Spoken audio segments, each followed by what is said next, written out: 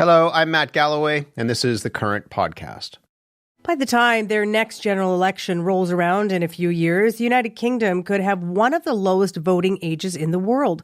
The governing Labour Party is proposing legislation that would lower the voting age to 16 from 18. They're old enough to go out to work. They're old enough to pay taxes, so to pay in. And I think if you pay in, you should have the opportunity to say what you want your money spent on, which way the government should go. UK Prime Minister Keir Starmer says it's a move designed to boost voter turnout, strengthen democracy, and restore trust. But critics argue it's politically motivated, a ploy to attract more young voters who they say tend to support left-leaning parties. Andrew Mycock is a political scientist who has studied voting age reform. He is also Chief Policy Fellow at the University of Leeds. Andrew, hello. Good morning. You have called this initiative in the UK a once-in-a-generation opportunity. So why is it a good idea to lower the voting age to 16, do you think? Well, there are a couple of reasons why. One is just the perilous state of democracy in the United Kingdom. If we look at political trust in politicians and also in the system itself, it's at an all-time low. We see UK turnout rates, particularly for for sub-Westminster elections, at a very depressed state. And particularly young people simply are not voting or getting involved in politics. And there's clearly an issue here that needs to be solved. I think the other reason why it needs to be lowered is quite simply because at the moment we have a situation where in Scotland and Wales, young people can vote in local and national elections at 16, but in England and Northern Ireland, they can't. So there's a need to level up political rights. In the UK, you have to be 18 to run for office or to buy alcohol or to join the army without your parents' permission. Is it a bit odd, do you think, to give young people the right to vote when they aren't trusted with these other adult responsibilities? It's a good question, and it's one of the key themes around lowering the voting age to 16. And it goes back really to when the voting age was lowered to 18, when the age of majority and the age of enfranchisement were established in the public mind, as well as in politics, as being congruent, as being the same. I think since then we've seen that, different rights are realised at different ages, that 18 isn't this mercurial point at which we become an adult. And a lot of those responsibilities that we associate with adulthood, such as starting a family, getting a job or owning a property, are being deferred now into even mid to late 20s. So I think there is a question here about, a broader conversation about, what is adulthood and when do young people become adults? I think the other issue here, which is key, is that, within the electorate, there are a lot of adults that have cognitive disabilities or issues like dementia, and we don't question their role in the electorate. So I think this idea that somehow young people at the age of 16 or 17 might be deficient or may lack that maturity or cognition, I think is questionable. And I think the danger is here that if 16 and 17-year-olds are stigmatized as being different or somehow ill-prepared or not particularly ready to vote, that it starts to break down that narrative around the inclusive electorate. Okay, so of course there's a diversity of opinion in the United Country. I want to ask you about how the British public is reacting. I just want to play a little bit of tape. These are some people Channel 4 News spoke with when this plan was announced. So 16-year-olds voting, what do you reckon? Ridiculous. Why? They've no life experience. I think there needs to be more education around voting before you lower the age. 18. I think it's a nice age, but I think 16 is just a bit too young for them. Okay, Andrew, how common is that view that 16 is too young to vote among the population in the UK? It's pretty widespread, and I think one of the challenges for the UK government is that public opinion has been against the measure for 20 years or so since it came up as an issue. And I think the challenge here is to kind of shift the dial in this idea about, well, are we bringing in adults at a younger age? And actually say young people want to vote as young people, and their experience is as young people. And at the moment, if you think about it, up to the age of 18, young people have no real voice in the decisions that shape their life. And that means that they come into the electorate at 18 and think, well, is politics really going to change my life, particularly now? So I think there is an argument to say bringing them in earlier could create the habit of voting. And also it could actually inject a sort of youthful, vigor and energy into our politics that isn't there at the moment. There is an argument, or one of them against it, is saying, like, if we're going to do this, then, and we heard the young woman there say this, there's a need for more civic education before lowering the voting age. What do you think about that? Absolutely. And I think one of the things which has been evident in both Scotland and Wales, where the voting age has been lowered to 16, is neither government thought about that, how we socialise young people to get them ready to vote, whether the age is 16 or 18, because at the moment we can't say that they're being particularly well educated to be able to vote at 18, because the figures are appalling in terms of their turnout compared to other age cohorts. So I think there is a bigger question here about the importance of democracy and the way in which we educate young people and treat them as citizens before they vote, whatever the age is. You mentioned Scotland and other jurisdictions. What's the evidence been there? Like, what have you seen since they've lowered the age to 16? Have 16, 17-year-olds been turning out en masse? What's it been looking like? The evidence is mixed. It's undoubtedly had an effect in terms of political interest and their engagement with politics.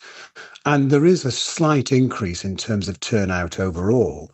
But one of the interesting things is, although 16 and 17-year-olds vote at a higher rate than 18 to 24-year-olds, they don't vote anywhere near as high a level in Scotland, even now, as those older voters. And so I think there is a real issue here which goes beyond lowering the voting age, which is that political parties haven't really changed how they create the policies that might attract young people. The age of representation of people in Parliament is still 50 at all levels of government. So when young people look at politics, it looks different to them. And there's been a real lack of a change in the way political parties communicate with younger voters. So it's not surprising in some ways, although the voting age has been lowered to 16, it hasn't proven to be a panacea to many of the problems of youth political disengagement. Yeah, we see similar trend lines here in Canada too, about older people turning out to vote more than younger people, and so on and so forth. You heard perhaps at the beginning of the show that some observers have suggested that lowering the voting age would give an advantage to the Labour Party in the UK, which may be part of its motivation in bringing in these reforms, because the argument goes that younger people tend to vote for more left-leaning parties. Is there anything to that, though, in 2025? We see different trend lines. There is some evidence that still sustains, although, the Labour Party has been supporting this measure for over 20 years. So, they've had a long-term investment in it. But there is some indication that young people do typically vote for more progressive parties, as they'd call themselves. That said, recent polling has suggested up to 35% of young men would consider voting for Reform UK, which is the right-wing party in the UK. And I think that the general overall argument that this is a form of gerrymandering kind of overlooks the fact that maybe one of the big problems with the reason why young people don't vote for those right-wing parties is that those right-wing parties don't do a particularly good job at designing policies to attract young people to vote for them. And they usually focus on older voters. So maybe part of the problem needs to be that they need to look at what they do rather than criticising lowering the voting age. We will be keeping a keen eye from over here, Andrew, on what happens in the UK. We appreciate your time this morning. Thank you. Thank you very much. Andrew Mycock is a political scientist who studied voting age reform. He is also Chief Policy Fellow at the University of Leeds. Here in Canada, there is a campaign to lower the voting age, and one of the people pushing for it is Jayden Braves. Jayden's 16 years old, and he is the founder and CEO of the Young Politicians of Canada, which is a nonpartisan youth-run organization. Jayden, good morning. Good morning, Pia. Nice to hear from you. Nice to have you with us. Make your case. Why do you think Canada should lower the voting age?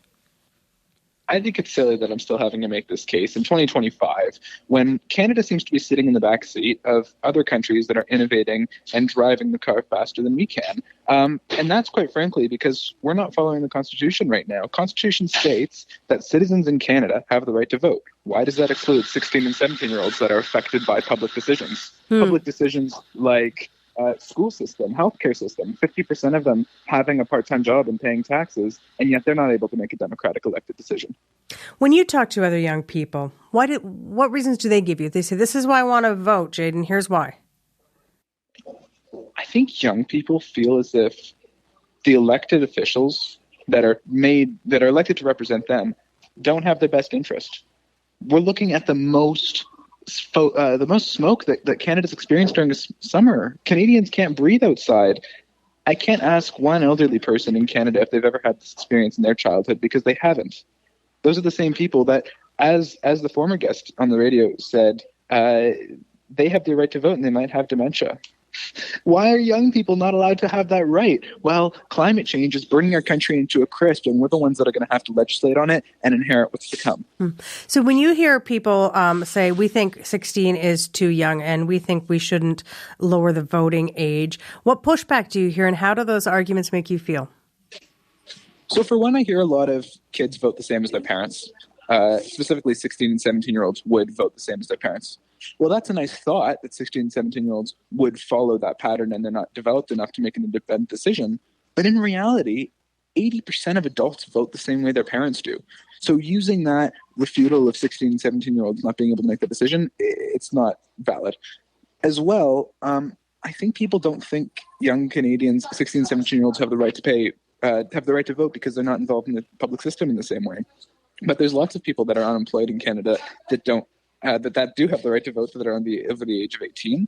And at what point do we look at our citizens and those that are going to have to deal with the decisions of the future and say, yes, they have more than enough competence, awareness, and ability to do so. At 15 years old in Toronto, they're taking a civics course. It's half a course. It's not sufficient. And yes, we have to invest more in civic education and getting our country more literate. But at the same time, there's no greater education that one is expected to have in this country mandated for them to be able to understand the system better. So why shouldn't they be able to vote?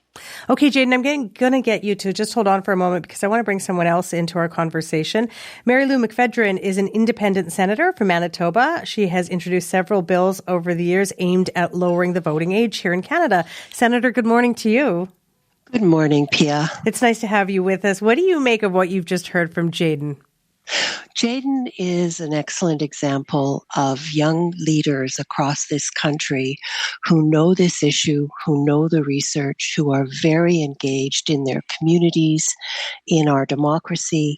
And I think that this is one of the best ways of demonstrating why our democracy would be stronger and more resilient if we expanded voting rights to include 16 and 17-year-olds.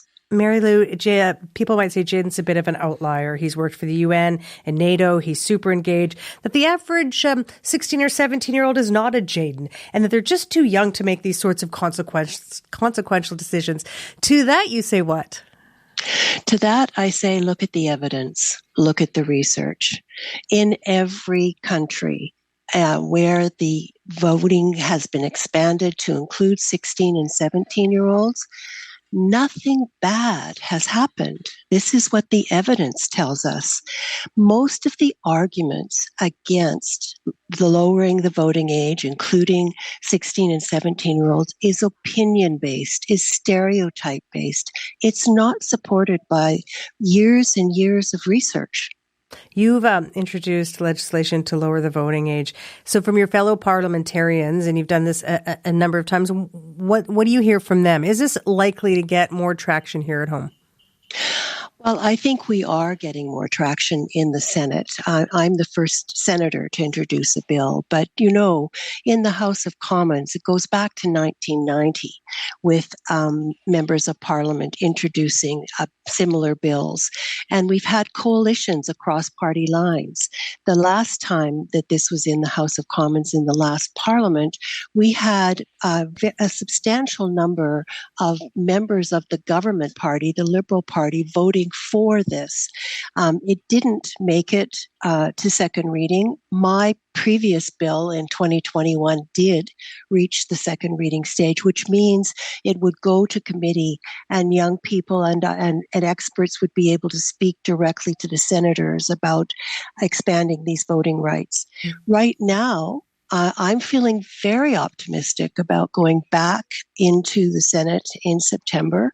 My latest bill has already been tabled. I'll be speaking to it. They have a significant number of senators who are willing to speak in favor of it. And one of the key aspects of this that I really want to emphasize is that I have heard from elders, I have heard from young Indigenous leaders, and I have heard from Indigenous senators that this is a very important change that needs to be made for the inclusion of Indigenous young people in this country. Let me ask both of you this, and Jayden, let me go to you first. One of the arguments might be, with all the issues our country is facing right now, that this is not a significant one. So what do you say to that argument? Well, I'm afraid it's a question a lot of people have, and I think it's very clear that with all of the crazy issues going on in our country, who's better to legislate them and make the decisions of who gets to sit at the table than those that are actually going to have to take on these issues in a matter of years. A lot of the legislation that's happening in the House of Commons and throughout Canada, and the actions that are being taken are not actions that are considerate of the future. Why aren't we making decisions that consider how things are going to look in 10, 15 years? Why is it fair that a 16 and 17-year-old that has just the same ability to make a decision as an 18 or 19-year-old gets held back from electing somebody that will truly represent their future? So I think when we look at a whole bunch of daunting issues that we don't realize how much affect the future, we should be allowing those who are the biggest stakeholders in the discussion to have the voice. And Senator Mcfedran, for you, if someone says, Senator, we have so many issues, you know what comes across our desks, this is just one that isn't that big of a deal, what's your argument? Well, I think we need to remember that in 2016, Canada officially became an old country. We have more old people in this country than we have young people. This is not good for democracy. This is a time when democracy is under assault around the world, and we have serious concerns for our own democracy. What the research tells us is that 16 and 17-year-olds, when they vote, turn out in a significantly higher proportion than what we see with 18-year-olds when they first vote. What we also know is that when you vote young, you vote long. You become engaged in democracy. You become engaged in elections. And this is better for the health of our democracy. I think we need to think of this as a long-term investment for saving democracy in Canada. Jayden, how do you think Canadian democracy might change if we allowed younger people to vote? When I go to class every day and I speak to my peers about issues they are widely informed by social media, because we do not have a strong enough education on civic literacy in this country. We do not have high enough standards. We don't have a national standard. I see voting rights as an ability to give the priority to making our country civically literate. And as the senator says, we clearly know voting young means voting long. And if voting young means voting long and bringing political discussion into the classroom in a constructive manner when you're 16 or you're 17, that is an investment young Canadians will be able to carry with them as they become participatory voters, while they understand participatory democracy. And it's a clear option, and we should not be spending the time and effort thinking about this. It should already be over the line. Senator, there's some people listening who have 16-year-olds at home and say, oof, I don't know, my kid, I don't think they're ready to vote. So I'll give you the last word on this. What do you say to them? I appreciate this very much, and I really want to address the stereotype of 16 and 17-year-olds are only going to trend left in their vote. None of the research, none of the evidence supports that assumption.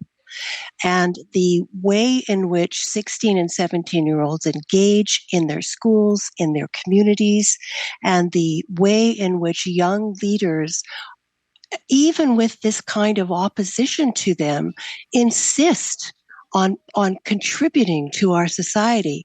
You know, we've got over 35% of 16 and 17-year-olds in this country paying taxes already. And the kind of engagement that seems to make some people afraid, that's not borne out by the evidence. And what we also see is we're at the start where there may be a low public opinion about including 16 and 17-year-olds in the right to vote. Once it's happening, once they can see what's happening, and by the way, this includes conservative leaders. Yep. There is a very significant increase. In Scotland, it went up to 60%. Senator Mcfedran, we'll have to leave it there. Thank you to you. And Jayden, thank you as well. Thank you, Pia. Thank you. Really appreciate Senator Marylu opportunity. Mcfedran is a non-affiliated senator behind Bill S-222, and Jayden Braves is a 16-year-old who is the founder and CEO of Young Politicians of Canada. You've been listening to The Current Podcast. My name is Matt Galloway. Thanks for listening. I'll talk to you soon.